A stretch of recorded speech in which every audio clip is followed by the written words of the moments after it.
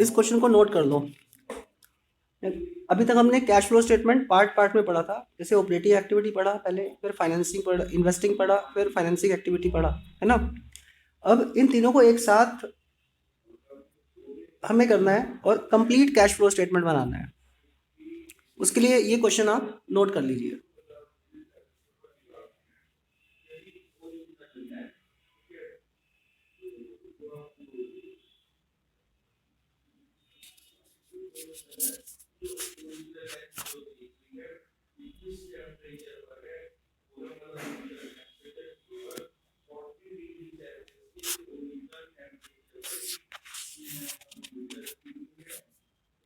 आपको स्टार्ट करने से पहले देखना है कि हमें सबसे पहले क्या दिया हुआ है बेटा, बैलेंस शीट। नजर आ रही है आपको? ये हमें बैलेंस शीट दिया हुआ है। सेकंड नंबर पे हमें नोट्स टू अकाउंट्स दिए हुए हैं। थर्ड नंबर पे हमें कुछ एडिशनल इंफॉर्मेशन दी हुई हैं। आपको ध्यान करना है, जब क्वेश्चन सॉल्व करेंगे ना, रिवर्स सॉल्व करेंगे, मतलब एडिशनल इंफॉर्मेशन सबसे पहले, उसके बाद नोट्स टू अकाउंट्स और सबसे लास्ट में बैलेंस शीट। स्टार्ट करते हैं। आप मेरे साथ साथ नोट करना शुरू कर दो। हमें बनाना है कैश फ्लो स्टेटमेंट। पहले हमें फॉर्मेट बनाना है। एग्जाम में भी ऐसे ही करना है, पहले फॉर्मेट,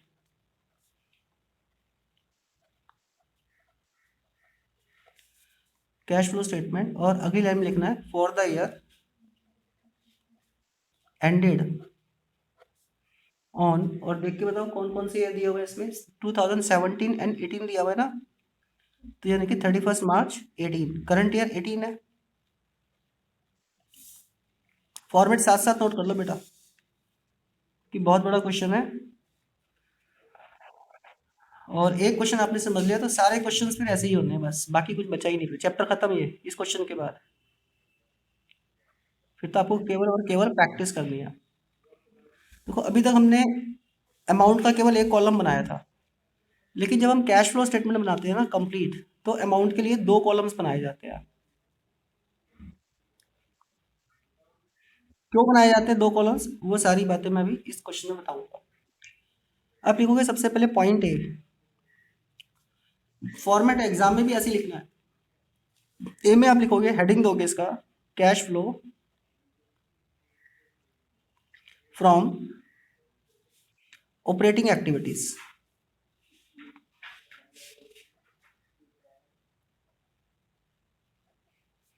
और इसको ऐसे अंडरलाइन कर दोगे। हाँ, साथ साथ नोट करते रहना।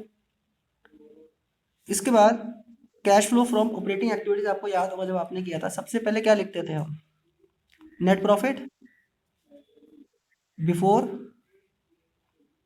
Tax and extra ordinary items, यही लिखते थे ना। इसके बाद फिर क्या करते थे, इसके बाद बेटा एडजस्टमेंट्स करते थे, है ना। एडजस्टमेंट्स, एडजस्टमेंट्स किस चीज के एडजस्टमेंट्स करते थे,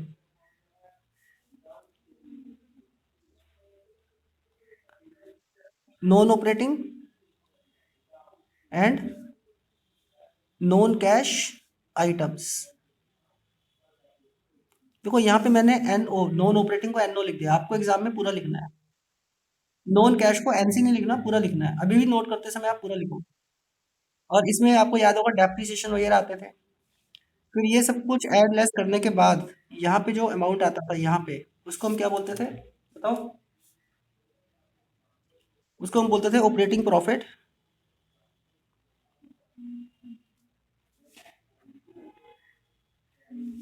बिफोर वर्किंग कैपिटल चेंजेस, है ना बेटा। इसके बाद फिर हम इसमें ऐड करते थे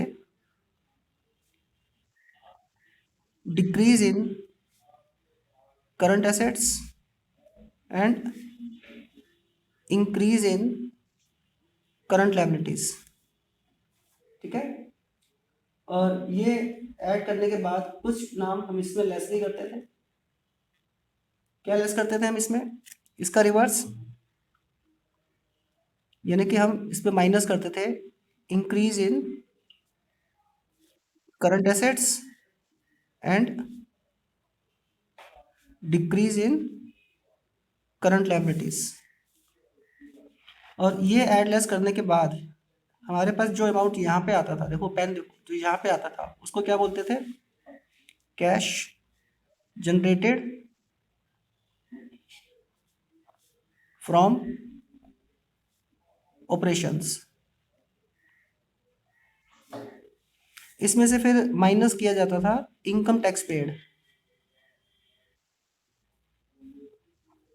इनकम टैक्स पेड वो भी नेट, नेट कितना इनकम टैक्स पे किया।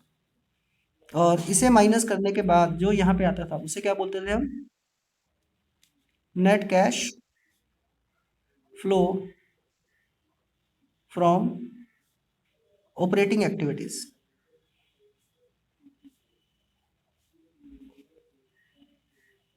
ठीक है। अच्छा, ये तो हो गया हमारा पॉइंट ए। इसके बाद हम पॉइंट बी करते थे। बी पॉइंट कौन सा होता था, याद करो? वो होता था cash flows from investing activities.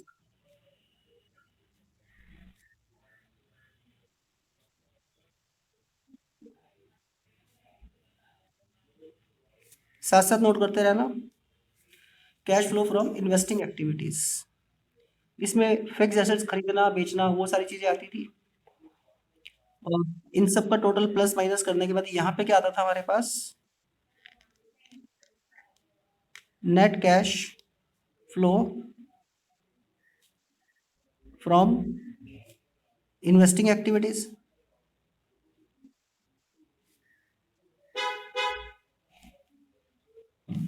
इसके बाद फिर सी पॉइंट होता था,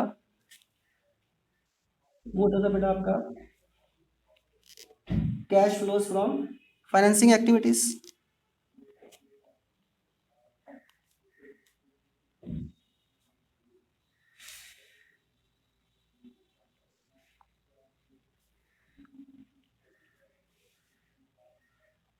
और इसको भी अंडरलाइन कर देना है। इसमें आपको ध्यान होगा कैपिटल, लोन एक्सेट्रा आते थे। और सब कुछ प्लस माइनस करके यहाँ पे जो हमारे पास अमाउंट आता था उसे क्या बोलते थे हम? Net cash flow from financing activities. ये हो गया सी पॉइंट। इसके बाद डी पॉइंट। डी पॉइंट में आपको लिखना है नेट चेंज। नेट चेंज क्या लिखना है? नेट चेंज बोल दो या इंक्रीज बोल दो, चलो इंक्रीज ही लिख लेते हैं। Net increase in cash and cash equivalent. और ये कैसे निकालोगे आप? ये करोगे आप ए प्लस बी प्लस सी। ठीक है। इसके बाद बस थोड़ा खत्म ही होने का, थोड़ा सा बचा हुआ है। डी के बाद ई। ई पॉइंट आप लिखोगे opening balance of cash and cash equivalent. उसके बाद एफ लास्ट पॉइंट है बस ये। एफ पॉइंट में आप लिख दोगे closing balance of cash and cash equivalent. ठीक है, ये कंप्लीट फॉर्मेट बन गया। कोई डाउट बेटा इसमें?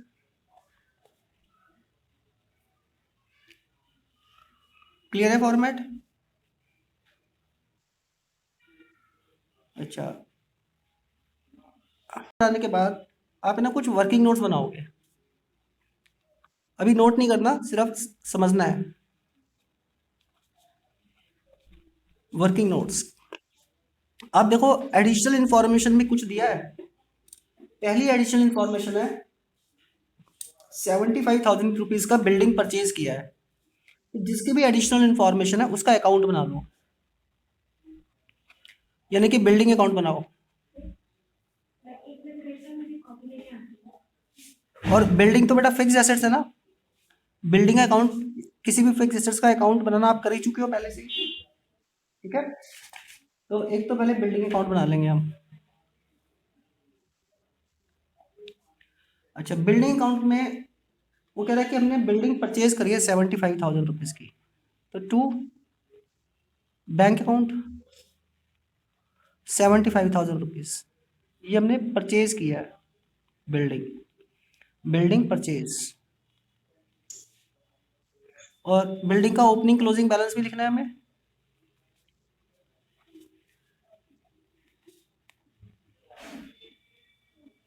तो देखिए ओपनिंग क्लोजिंग बैलेंस ऊपर बैलेंस शीट में दिया होगा, बैलेंस शीट में नजर आया बिल्डिंग लास्ट ईयर कितना था, देखो देख के बताओ जरा कितना है।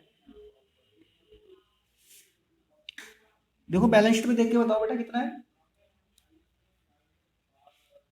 अच्छा 6 लाख रुपीज ओपनिंग है और क्लोजिंग कितना है, देखो जरा वो भी 6 लाख ही है ना। हाँ, तो हमने बिल्डिंग का बैलेंस लिख लिया, ओपनिंग क्लोजिंग बैलेंस। फिर आगे देखो एडजस्टमेंट, सेकंड एडजस्टमेंट में क्या कह रहा है, एक ओल्ड बिल्डिंग जिसकी बुक वैल्यू 63,000 थी, हमने 5,000 रुपीज लॉस पे बेच दिया उसको। तो अगर हमने बेचा है बिल्डिंग को, तो क्रेडिट साइड पे लिखते हैं हम, सेल कर दिया हमने बिल्डिंग को, कितने में सेल किया, वो कह रहा है 63,000 उसकी वैल्यू थी, हमने 5,000 रुपीज लॉस पे बेचा, तो कितने पैसे मिले होंगे हमें, इसका मतलब माइनस कर दिया हमने। और जो लॉस हुआ उसको भी बिल्डिंग अकाउंट में क्रेडिट साइड पे रिकॉर्ड किया जाता है, loss on sale of building. ठीक है। अच्छा उसके बाद वो अगली एडजस्टमेंट पढ़ो, थर्ड एडजस्टमेंट क्या कह रहा है कि टैक्स पे किया है ड्यूरिंग द ईयर 80,000। तो टैक्स देखो प्रोविजन फॉर टैक्स कहीं दिया हुआ है ऊपर नोट्स टू अकाउंट्स में या बैलेंस शीट में कहीं पे नजर आ रहा है।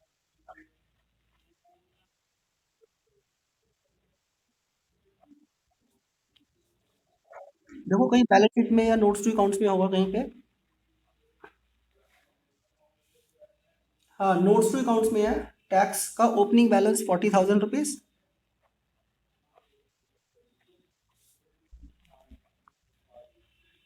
And closing balance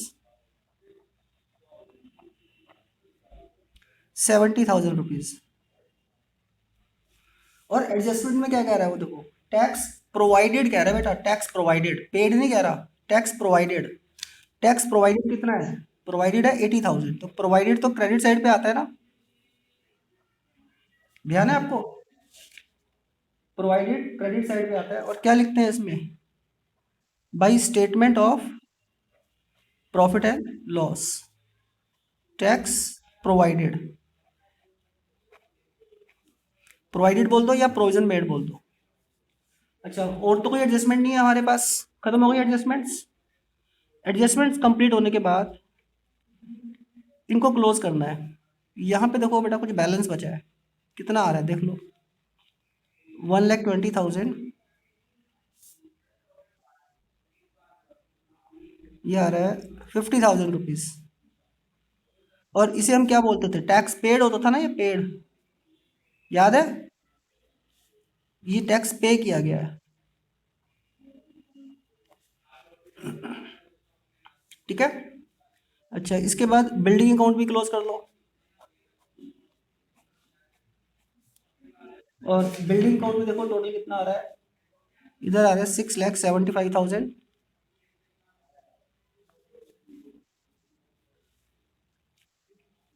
credit side पे कुछ बच रहा है यहाँ पे, क्या आया अमाउंट देखो, 12,000 रुपीज बच गया।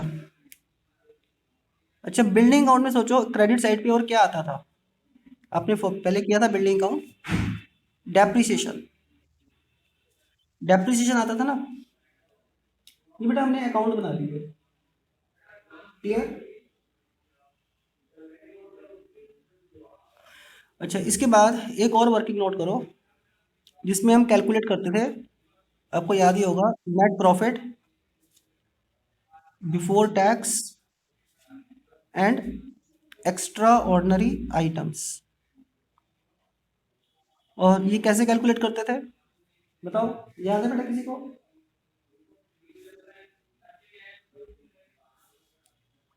है ध्यान किसी को? ये हम करते थे closing surplus minus opening surplus. तो देखो क्लोजिंग सरप्लस कितना है, ओपनिंग सरप्लस कितना है, दिया हुआ है कुछ क्वेश्चन में, बैलेंस शीट में दिया होगा, है ना? बैलेंस शीट में रिजर्व एंड सरप्लस। क्लोजिंग कितना है? 2 lakh rupees and opening 1 lakh rupees. ये आ गया 1 लाख। इसमें फिर हम ऐड करते थे provision for tax made. Provision for tax made देखो कितना है यहाँ पे, ये देखो पेन नजर इधर, 80,000 है प्रोविजन फॉर टैक्स मेड। तो 80,000 हम इसमें ऐड करेंगे ये।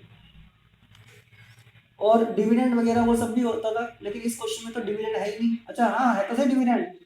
देखो नोट्स टू अकाउंट्स के नीचे लिखा हुआ ना प्रपोज डिविडेंड, प्रीवियस ईयर का 60,000 और करंट ईयर का 80,000। तो प्रपोज डिविडेंड भी तो आएगा।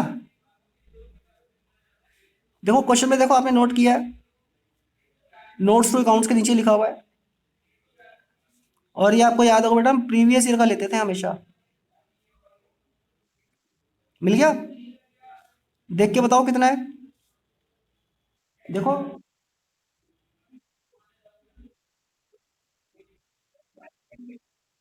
नहीं नहीं नहीं, तो दिया है ना propose dividend notes to accounts के नीचे,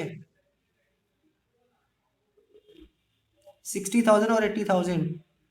तो प्रीवियस ईयर का लेते हैं हम ये 60,000 जो दिया हुआ है, करंट ईयर का कुछ नहीं करना होता है इसमें। ठीक है? प्रपोज डिविडेंड प्रीवियस ईयर का कितना था? 60,000। 60,000 भी ऐड करते थे इसमें। और ये हमारा आ जाता था net profit before tax and extra ordinary items, 2,40,000। इतनी बात समझ में आई? समझ में आ गया? अब देखो, अब बिल्डिंग अकाउंट से कैश फ्लो स्टेटमेंट में क्या क्या जाएगा। हमने बिल्डिंग को परचेज किया है, कितना परचेज किया है देखो यार, देखो 75,000, और बिल्डिंग को सेल भी किया है 58,000 में, है ना? तो सेल परचेज किस में आता है, किस में आता है सेल परचेज? इन्वेस्टिंग एक्टिविटी में। तो हम लिख देंगे सेल प्रोसीड्स ऑफ बिल्डिंग। कितने में सेल किया हमने? 58,000 रुपीज में। और पैसे आए हैं, बिल्डिंग को बेचा है तो। और बिल्डिंग को परचेज भी किया है, तो परचेज ऑफ बिल्डिंग, कितने का बिल्डिंग परचेज किया हमने? 75,000 रुपीज का। तो पैसे चले गए हमारे। ठीक है? और ये कहाँ से आया था हमारा? बिल्डिंग अकाउंट से। और ये भी कहाँ से आया था? बिल्डिंग अकाउंट से। ठीक है? अच्छा इसके बाद यहाँ पे देखो, बिल्डिंग को सेल करने पे लॉस हुआ हमें 5,000 रुपीज, और बिल्डिंग पे डेप्रिसिएशन भी लगाया 12,000। तो ये कहाँ पे आता है बताओ? 5,000 12,000 कहाँ आएगा? Non operating and non cash वाले में ऐड होता है ना। Loss on sale of building, कितना लॉस हुआ? 5,000 रुपीज का। और डेप्रिसिएशन भी लगाया है हमने 12,000 रुपीज का। ठीक है? अब देखो बिल्डिंग अकाउंट का तो काम खत्म हो गया। प्रोविजन फॉर टैक्स पे आ जाओ। ये जो टैक्स पेड है, ये कहाँ आता है टैक्स पेड बताओ? 50,000 जो टैक्स पे किया है, बेटा आपको याद होगा यहाँ पे आता है लास्ट में, है ना? टैक्स जो पे किया हमने 50,000 रुपीज। ये हमने लिख दिया। और अब टैक्स का काम भी खत्म हो गया, क्योंकि 80,000 तो यहाँ पे आ ही चुका है। मतलब ये जो अकाउंट्स हमने बनाए थे इनका काम खत्म हो गया। ठीक है, अब हमें करना है बैलेंस शीट। अब आप क्वेश्चन पे आ जाओ। बैलेंस शीट में देखो सबसे पहले क्या लिखा हुआ है बेटा, सबसे पहला नाम शेयर कैपिटल। 4 लाख से 6 लाख रुपए हो गया। मतलब शेयर कैपिटल 4 लाख से 6 लाख होने का मतलब क्या है, हमने शेयर्स इशू किए हैं, और इशू किए हैं तो पैसा आएगा, फाइनेंसिंग में आएगा ये। इशू ऑफ शेयर कैपिटल, कितना पैसा आया होगा, 2 लाख रुपीज। शेयर कैपिटल के बाद देखो क्या दिया हुआ है, statement of profit and loss, वो तो हो ही चुका है, पहले ही कर चुके हैं। उसके बाद बैलेंस शीट में पढ़ो, दिया हुआ है आपको long term borrowings. Long term borrowings देखो कितना है, 2 लाख रुपीज था पहले, अभी 1 लाख रुपीज हो गया है, तो 1 लाख रुपीज कम हो गया, मतलब रीपेमेंट हुआ है। कितना रीपेमेंट हुआ,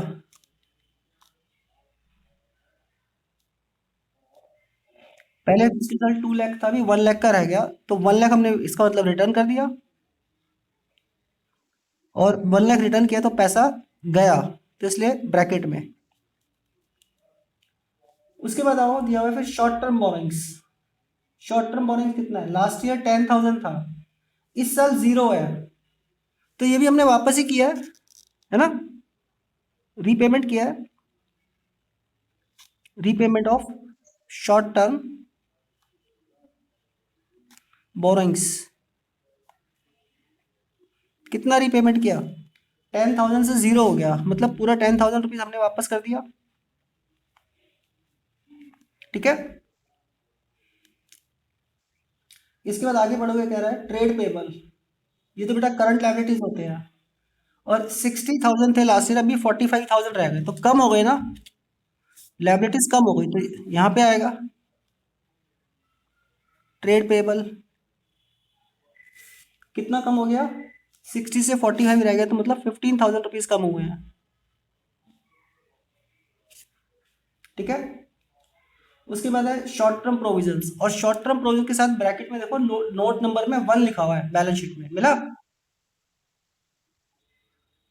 जहां पे भी नोट नंबर 1 लिखा हो, नोट नंबर 2 लिखा हो, उसे नहीं देखना हमें, वो तो क्योंकि हम नोट्स पे रोज में पहले ही देख चुके हैं ऑलरेडी। चलिए आगे करते हैं। उसके बाद हमें दिया हुआ है फिक्स एसेट्स। बिल्डिंग, बिल्डिंग तो हम ऑलरेडी कर चुके हैं। फिर पेटेंट्स, पेटेंट्स 50,000 थे, अभी 45,000 रह गए, यानी कि पेटेंट्स हमने राइट ऑफ कर दिए। पेटेंट्स एमोर्टाइज बोल दो या राइट ऑफ बोल दो, पेटेंट्स को एमोर्टाइज कर दिया। और देखो क्या दिया हुआ है फिर, non current investment. Last year 0 था, अभी 75,000 हो गया, तो ये इन्वेस्टिंग एक्टिविटी में आएगा। परचेज किया हमने, purchase of non current investment, कितने का परचेज किया, लास्ट ईयर 0 था, अभी 75,000 है, तो मतलब 75,000 रुपीज का परचेज किया हमने। अब परचेज किया तो पैसा जाएगा, तो माइनस। उसके बाद देखो क्या दिया हुआ है, इन्वेंट्री, जो कि करंट एसेट्स होती है, ज़्यादा हो गई, इन्वेंट्री ज़्यादा हो गई तो मतलब पैसा गया।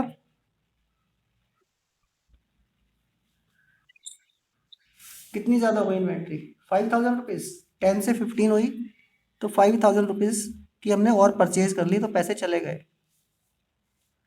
तो क्या हुआ, डेटर्स, डेटर्स कम हो गए 5,000, मतलब पैसे आ गए हमारे पास डेटर से।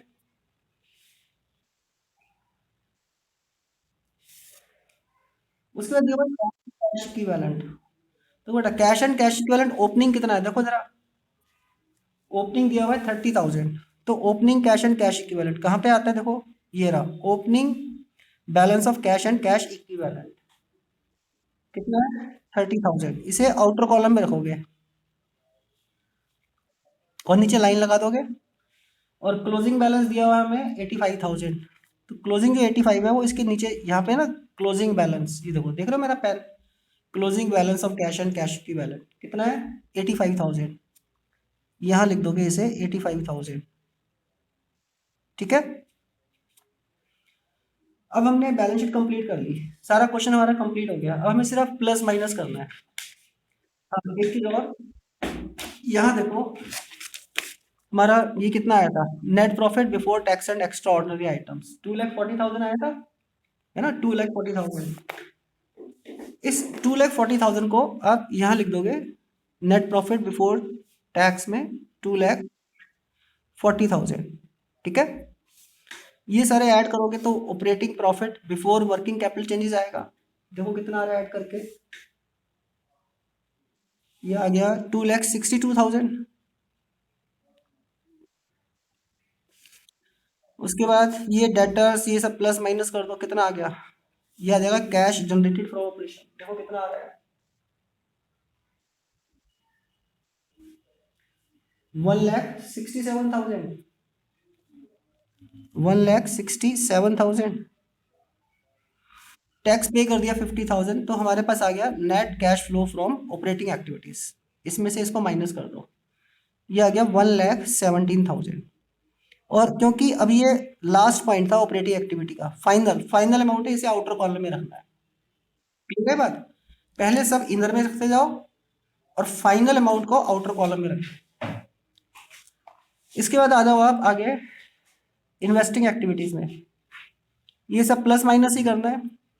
देखो कितना आ गया प्लस माइनस करके, ये आ गया 92,000, माइनस का आ रहा है। और फाइनल अमाउंट है तो आउटर कॉलम में रख दो इसे।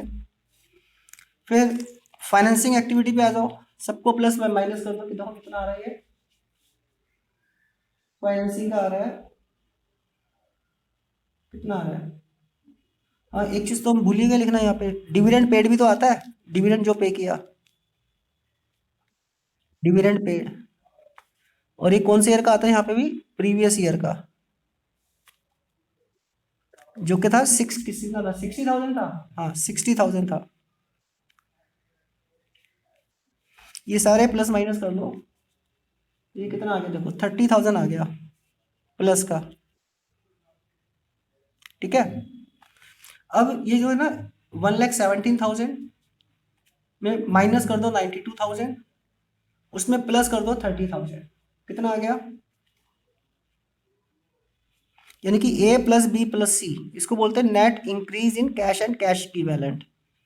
1,17,000 माइनस 92,000 प्लस 30,000, ये आ गया 55,000।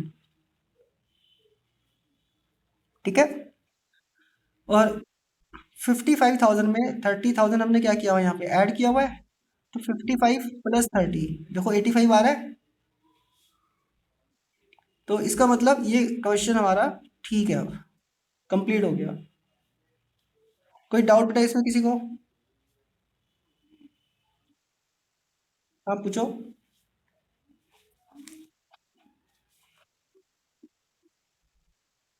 क्या चीज, ट्रेड रिसीवेबल तो बेटा करंट एसेट्स होते हैं ना।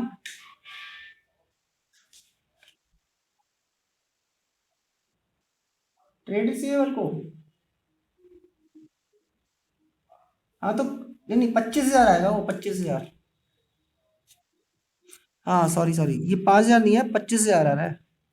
कहाँ गया, वो दो लिखना भूल गया मैं, 25,000 कम हुआ है ना, 1,20,000 से, नहीं ज्यादा हो गया, ये तो ज्यादा हुआ है, गलत गलत कर दिया।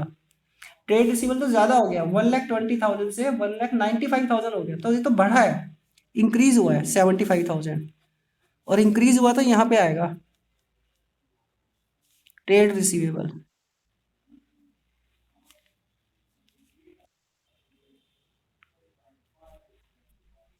ठीक है, हाँ अब ठीक है। और कोई डाउट इसमें,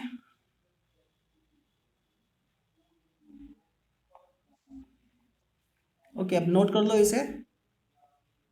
हाँ एक मिनट, ये अमाउंट गलत लिख दी थी, पेटेंट्स एमोर्टाइज 5,000 है क्वेश्चन में, देखो। हाँ अब ठीक है, एक बार चेक कर लेता हूँ मैं। 240, 12, 5, 5, 262, 5, 75, 15,